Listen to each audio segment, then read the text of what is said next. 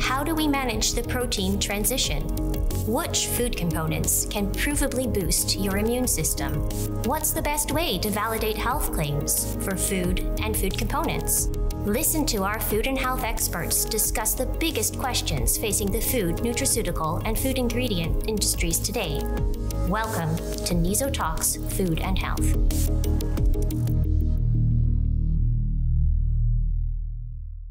Sleep is a key promoter of emotional wellness and health in general. But in the modern world, sleeping well seems increasingly difficult, with up to 30% of consumers saying they often have troubles getting to sleep. There is growing evidence that the gut microbiome influences our general health via the gut-brain axis. Recent studies have hinted a link between the gut microbiome and sleep quality. To explore that link and its potential implications for the nutraceutical and food ingredient industry, we spoke to Guus Kortman, scientist microbiomics at NIZO.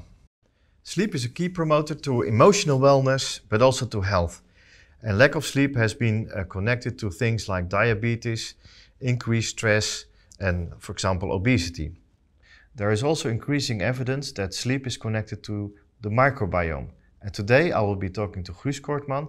He's a scientist microbiotics at NIZO. Welcome, Guus. Thank you. Guus, what is the evidence of the link between the microbiota and sleep? Yeah, so in the last, I think, 10, 15 years, there have been numerous studies that have linked the gut microbiota with our physical and mental health. And of course, sleep is very much, very closely related to that. And also, it's a bit more recent, but in the last 5 years or so, there has also been more specific studies towards the link between sleep and the gut microbiota. And yeah, the studies are a bit contradicting still, but I think in the end there is a clear link, credible evidence that there is a clear link. I know, for example, a study that has shown that after just only 48 hours of sleep deprivation, there is already an effect on gut microbiota composition. While another study shows that there is, after long term of sleep deprivation, that there is actually not much of an effect. But if you look at microbiota, that's often linked also to food or food components. Can you say a little bit about research focusing on, let's say, promising candidates that can have an effect from a food perspective on the on microbiota and has an effect on good sleep? Yeah, so it is, for example, known that a decrease in diversity of your microbiome has been linked to less bad sleep quality. And it's also known that the more beneficial ones like bifidobacteria and lactobacilli that are also classic probiotics have a positive link. So you might sleep better if you have more bifidobacteria, lactobacilli. There have also been a number of studies that looked into the probiotics and see indeed that there is some effect, which is also clouded sometimes by that studies do not. Some studies show an effect, others do not, which might also have to do with the design of the study. So, for example, that the diet of the volunteers was not well controlled, or while taking the probiotic in the evening or in the morning might also have an effect on the outcome. But there are also specific ingredients that have been looked at in relation to sleep? Yeah, so at NIZO we've also, it's recently published, so we've worked with Friesland Campina on an ingredient with whey protein in combination with galacto-oligosaccharides, also known as GOS. Mm-hmm. And in that study we have shown that GOS is able to improve the sleep quality of people that reported sleep problems at the beginning of the study. And we've also seen that indeed with the galacto-oligosaccharides that the bifidobacteria in the gut of those volunteers was increased.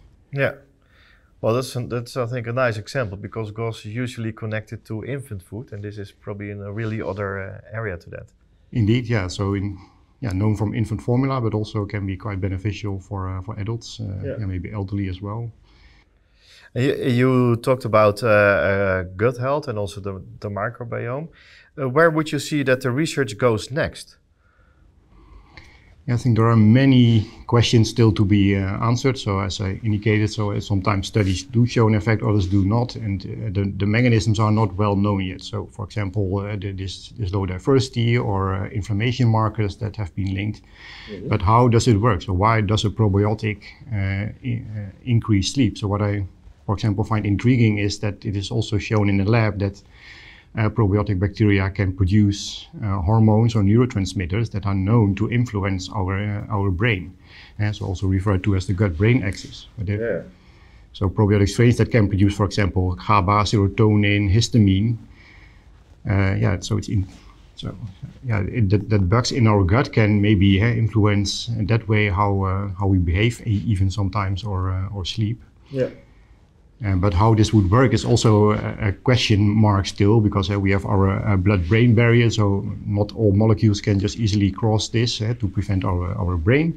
And it's also known that some of those hormones cannot pass the blood-brain barrier if they originate from the gut. Yeah. And then there's also this vagus nerve, which is the major nerve running between our gut and the brain. Which might play a role in this, because studies have suggested that were animal studies in which the vagus nerve was cut, that the effects were really different there.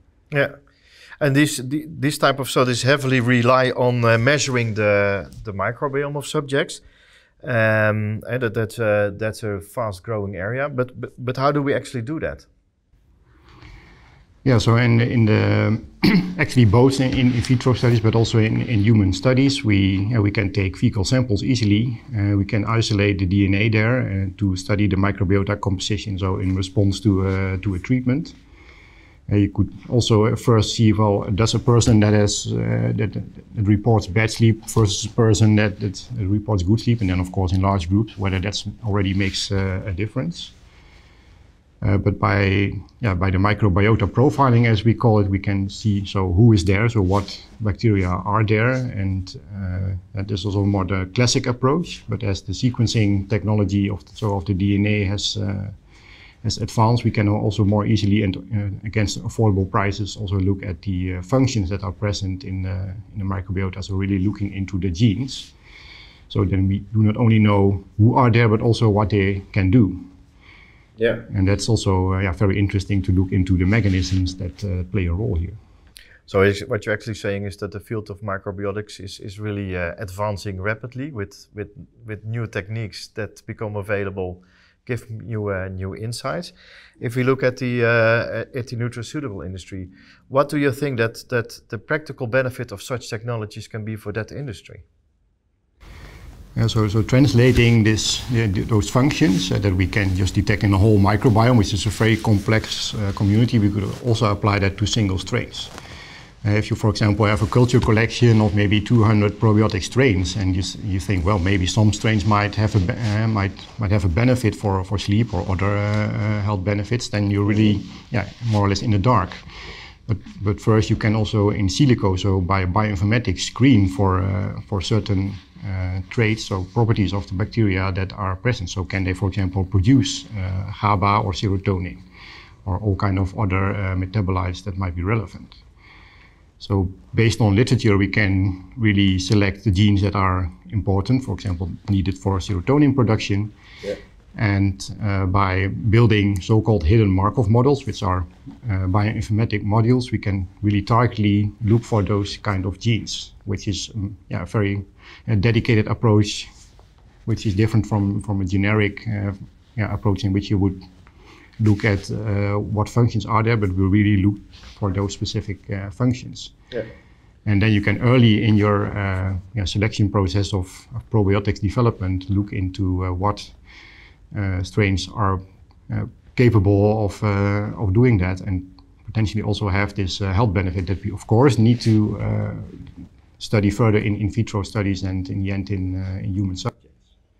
So actually what you're describing, that there is a huge wealth there still for the nutraceutical industry based on these type of technologies to unravel, but also to reveal possibilities. Yeah, definitely.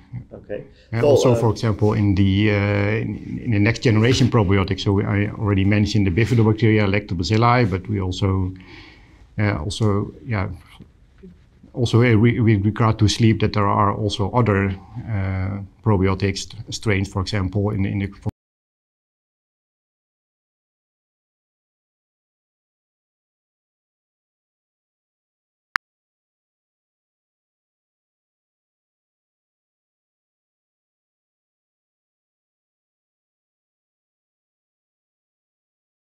will be in the future. Thank you very much for explaining that. Please subscribe to our webcast. Dit was NIZO Talks Food and Health, and if you want to learn more, please visit our website. Thanks for your attention. If you enjoyed it, please check out our other episodes via our website and other platforms like Spotify, Apple iTunes, and YouTube. Subscribe through your regular podcast app to make sure you never miss an episode.